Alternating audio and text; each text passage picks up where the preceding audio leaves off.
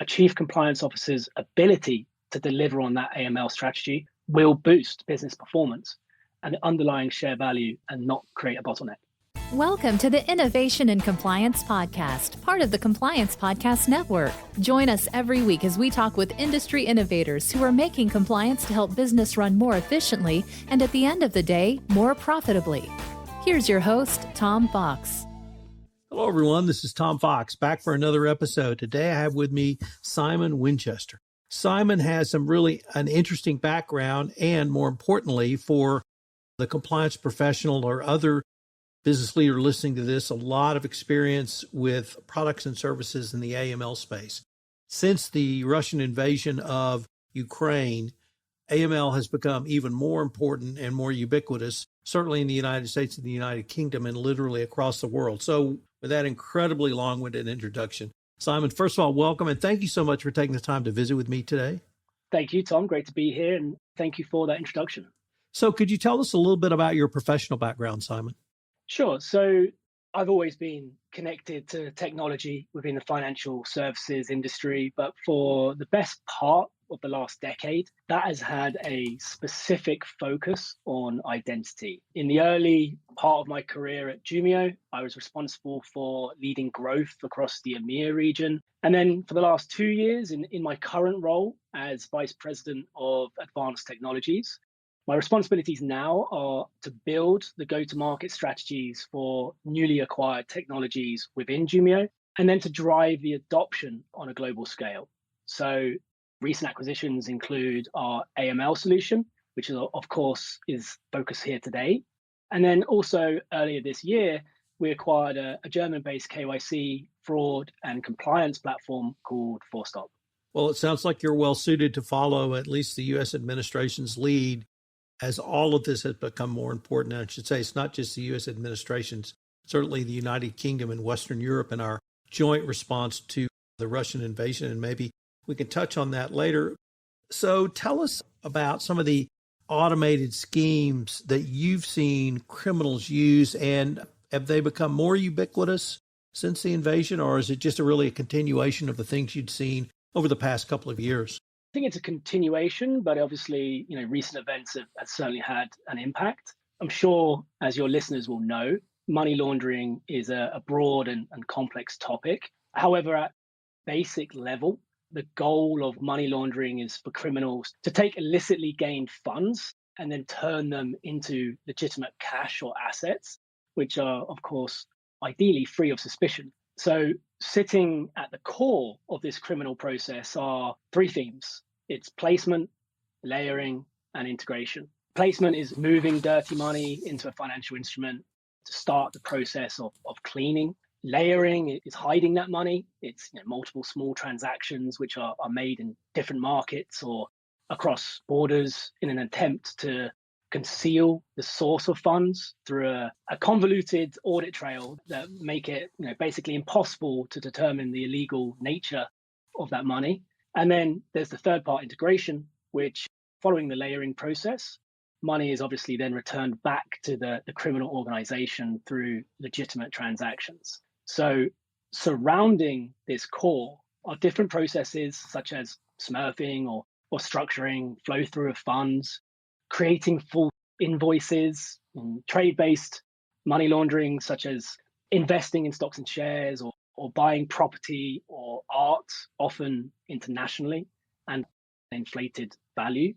I mean, ultimately, there are countless methods that criminals are using to disguise their actions. And to give you an indication of the scale of the problem, it's expected that 2 to 5% of global GDP, or $2 trillion annually, is connected to money laundering. So if you take that, we then need to factor in the environment in which we live in today, which is even more digitally centric than ever before. And that's expedited by things like the pandemic. But a study by J.D. Power Associates states that nearly 40% of all account openings are now digital, and that's growing at a 20% year-on-year rate. And this isn't just the millennials or Gen Z. A separate report by the Ike Group showed that 71% of US respondents are willing to open a bank account online, and 54% of over 65-year-olds are saying that they're comfortable with digital onboarding and banking. And that's a higher number than within the 18 to 25-year-old category. So you take that digital world, you add globalization, and whether it be traditional financial institutions or neobanks, fintechs, MSBs, they're all leaning on digital transformation to remove barriers from their business and grow internationally, which is obviously great news for the industry. But to conclude, the not so good news is that the criminals are exploiting that broader demographic and those diminishing borders, the growing globalization to launder their money. And it's making it incredibly more difficult to detect. And so we end up with this cat and mouse game between regulators, AML legislation, the criminal behavior itself, and then solution providers like Jumio, who are in the middle looking to facilitate more effective compliance programs. Simon, one of the ongoing discussions in the United States is when a company should report suspicious activity. It's a little firmer, I think, in the United Kingdom and in the EU as well, but that discussion is ongoing here in the United States. What do you feel, if we kind of leave the GDPR aspect out of it with mandatory reporting, when should an enterprise report suspicious activity, and what would be the typical process you would advocate or counsel customers or clients on? So the suspicious activity report is sort of the end game. So you have the criminal activity that we've just discussed. Then there's the extensive monitoring and compliance tools in the middle looking to detect this activity, with the result being a suspicious activity report or a SAR. When an organization uncovers suspicious activity through the monitoring process, that's when they must raise a SAR to the regulator. Typically, this is pretty well defined. And typically, an organization will have 30 calendar days from when a business notices suspicious activity. If there's no suspect identified, then there could be an additional 30 days granted to file that SAR. If the activity is ongoing, then an institution should file an updated SAR every 90 days or less. And then SARs must be kept on file for 5 years after they have been filed. So, it's pretty detailed and specific, with some examples being of when a business must file a SAR. It could be anything connected to suspected terrorist financing, illegal activity, insider trading, and this could involve any amount of money. There's no minimum there. If a suspect is identified, then also a SAR must be filed with an aggregate transaction value of $5,000. If there's no suspect, then it's an aggregate transaction value totaling $25,000 or more. So ultimately, it's a very complex process, staying on top of compliance mandates to update the regulators in such a defined manner. It's a priority for financial institutions, but doing so demands resource, investment, the right technologies to be deployed in a business. And then a side note to the value of SARs, it goes beyond just reporting to a regulator. A key focus is obviously detecting money laundering and the terrorist financing. However, SAR intelligence has been instrumental in many other ways. And that could be locating sex offenders, tracing murder suspects, showing the movement of children being trafficked to work in the sex industry. The data captured through the SAR process helps identify geographical or industry trends, spot vulnerabilities within a particular sector or a product, and ultimately help law enforcement agencies better understand criminal strategies to recover the proceeds of crime, to hopefully reduce the impact of crime, and perhaps most importantly, prevent future incidents such as a terrorist attack occurring. And I'm pretty passionate about this stuff, and hopefully that's clear. But there are some really bad people and really bad things that happen in this world. And yeah, it's great to be part of a solution that's trying to make a difference. Beyond the reporting requirements for suspicious activity, what are some of the key AML regulations that you counsel clients on? And what are some of the specific requirements? And if I could even add another component, how does the Jumio solution help a client tie those requirements to their work and then any obligations they may have going forward? Yeah, well, it really does depend. Jumio is a global business. We work with businesses around the world, and it depends on where you are in the world. But AML regulations are driven by local enforcement bodies. So in the US, financial institutions are regulated by FinCEN, which is part of the US Treasury Department. Here in sunny UK, We have the Financial Conduct Authority, the FCA, and NCA, National Crime Agency. And basically, these regulators will typically take guidance from international standards set by someone like the Financial Action Task Force, or FATF, which is an intergovernmental organization and functions as a global AML watchdog. To kind of give you a little bit more detail on that, on this side of the pond, we have the EU AML directives that help shape policy and provide guidance. So last summer, the 6th EU AML directive came into effect, which not only brought an increased frequency of regulatory updates to KYC and AML legislation, but it also brought with it a stricter obligation and greater reach into industries which were previously not subjected to such severe AML protocol.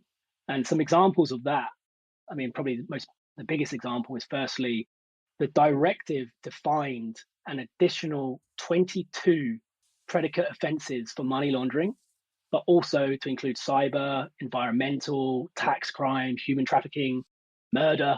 The list goes on. And a predicate offense is being a crime which is a component of a larger crime. And clearly, this is an impressive level of detail that's being introduced, and it's designed to close loopholes. In addition to that, the directive expanded the number of offenses that fall under money laundering, such as aiding and abetting. So criminals that are convicted of aiding and abetting, they now face the same penalties as those that directly benefit from money laundering. There's tighter focus on cryptocurrencies and crypto exchanges to act as obliged entities, and they now face the same AML and CFT regulations. So do estate agents and tax advisors and art dealers. Essentially, what we're seeing is what I probably like to call the continued expanded reach of AML regulators, kind of octopus tentacles that, if you will, are reaching into new areas of industry, and also with lower financial limits that are now required to be monitored. Again, in kind of conclusion, that clearly traditional financial institutions and beyond face scrutiny by all levels of law enforcement around the world. And the consequences of that are, as an example, in fintech space, the average spend on AML compliance is about $14 million per year. And this is a significant investment that requires significant planning across the business. And that needs to be driven by the exec team down. And this is the daunting reality of compliance leads and why they turn to businesses like Jumio. Simon, you've talked to us a little bit about the problem of money laundering literally across the world, and you've detailed from us some of the regulations, both in a general and specific aspect. I'd now like to turn to what I can call the solution. What do you see as key components of not only an effective but a successful AML program, or is it simply you are whacking a mole or trying to stay one step ahead of the bad guys? I would probably say it's a healthy dose of both. An AML program should be well-defined and less mole whacking, but that's the world we live in, to be honest. But to kind of describe the components of a successful AML program in a bit more detail, well, there's a few different components, but at the top of the tree, the business must have a dedicated compliance officer. So that could be in the USA, the BSA, or over here, more likely the MLRO or the AML officer. And that individual is tasked with overseeing day-to-day AML compliance and should have a detailed knowledge of the BSA policy. And they're responsible for creating the compliance program, the staff training, monitoring the compliance, and scheduling required testing and reviews of that program. So really, number one, you have to have the right people in the right place. Second, you then need a written risk-based compliance program with comprehensive AML policies and procedures that are documented. The goal here is to create an approach that identifies and protects your business from financial crime, and critically, to have the right technology in place to support that documented framework. So you have the right people and you have a well-documented policy in place. And then following that, it's about having the appropriate customer due diligence process. And again, this is to reduce the risk of financial crime, but it's by designing workflows to verify customers, develop risk profiles, develop an accurate picture of a customer's normal and expected behavior, which then bleeds into a requirement for a robust transaction monitoring and KYC screening tool to detect the suspicious transactional patterns and ultimately allow for that SAR reporting and proactive case management, which we've already talked about. So that's the crux of the program. It's the people, it's the documented policy, tools and workflows to monitor effectively. And then the rest is ongoing training and periodic independent review. So in addition to onboarding training, a business must provide regular training sessions on AML regulations that include the recent updates and ways to maintain compliance. And then through that periodic independent review of a BSA program, you have to identify risks and course correct. You have to do an audit that should be carried out every 12 to 18 months, or if your company risk profile changes, or if there are any known compliance issues. And yeah, that is essentially the bones of a successful AML program. Simon, I came out of the anti-bribery, anti-corruption compliance space. And 10 years ago, anti-money laundering was viewed as either the purview or obligation of financial institutions, banks, or other companies that dealt more with cash. Obviously, that has evolved, particularly when cyber attacks and became more ubiquitous and companies were held ransom. But many non-financial institutions, what we would say in the U.S., a U.S. public company, energy, tech, pharma, hospitals, you name the entity, they don't understand their risks around money laundering. And I wanted to ask, when you have conversations with non-financial institutions and literally anywhere Jumio does business, are they now understanding the need for a robust AML program as well? Absolutely. I mean, I think there's always going to be the differential between a financially regulated business and someone that doesn't have the same level of regulation or regulatory requirement. And again, historically in EMEA, that would relate to, say, the crypto world. And I believe it's an ongoing conversation in terms of regulations in the crypto space in the US. But even marketplaces, sharing economy platforms, they still touch money, they still touch payments. And therefore, whether historically they were as aware or not, or with the increased kind of reach, as I've mentioned, of regulation, they are now becoming absolutely aware of their obligations and their need to be compliant. And I think one of the things that has helped drive that home are the consequences or the penalties that businesses can face if they are not compliant. And that can be huge fines. Last year, there was $5.4 billion in AML compliance fines, with the average fine being about 34.4 million to be precise. There's things like reputational damage that could either be a company or the personal brand of a chief compliance officer. Customers rely on trust and safety. Businesses can face regulatory restrictions. They can limit the ability to operate across states in the US or even launch internationally. In the most severe cases, you could lose your license. You can stop being able to do business. That can close someone down. And then, maybe most daunting of all, there's criminal prosecution. And for those that are failing to have an effective compliance program, they can face jail time. It was literally just today, I read an article about a company that's in the financial space, a company called Ping Express. It's a US remittance business where the CEO and COO have just been sentenced to 27 months in jail for failing to have the appropriate money laundering controls and actually illegally remitting about $160 million to Nigeria. So, I mean, of course, there's the jail time that's now being considered. But in addition to that, the business itself is on a 5-year probation and was fined $500,000. So you can see that there's some very real consequences for getting this wrong. And again, yet another reason why AML compliance is a hot topic at board level and a critical part of a business strategy for those financial institutions and further afield. One of the things that the chief compliance officer was known as, hopefully not so much anymore, is Dr. No from the land of no, that they are the Department of Business Interruption and that they will bottleneck businesses. I believe that properly articulated, a effective compliance program actually equates to greater business efficiencies. And once again, I'm coming from an anti-corruption background. Are you and your colleagues having those same conversations? And do you see the use of AML tools such as Jumio as really a way to have more efficient business operations going forward? That's a great question, Tom. I completely agree with you. In my opinion, chief compliance officers are the catalyst for the growth and innovation, not an organizational bottleneck. We've spoken about $14 million being the average spend on AML compliance in fintech.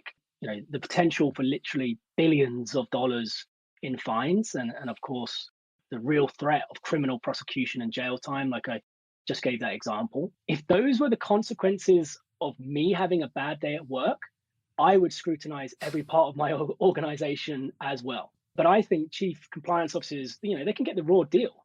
And the impact that they bring to an organization needs to be flipped 180 degrees. So rather than being a bottleneck, with the right AML technologies, compliance experts, an effective AML program, a CCO and their team can 100% drive shareholder value through organizational growth.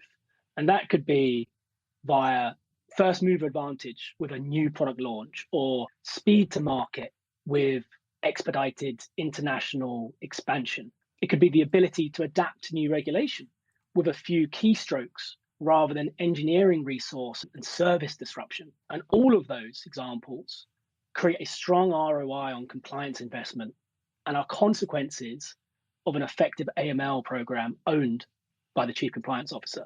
And further to this, speaking of investment, if a CCO invests in the right AML technologies, then there can also be significant cost reductions by removing multiple service providers, multiple commercial agreements, siloed technologies. And instead, this can be replaced by the economies of scale from an end-to-end compliance platform for both the purposes of onboarding and ongoing monitoring, so KYC and AML. So lastly, and again, probably a passionate response to this question because I think it's unjust on the CCOs of this world. I believe a CCO can prevent the excessive financial loss that can accompany AML fines.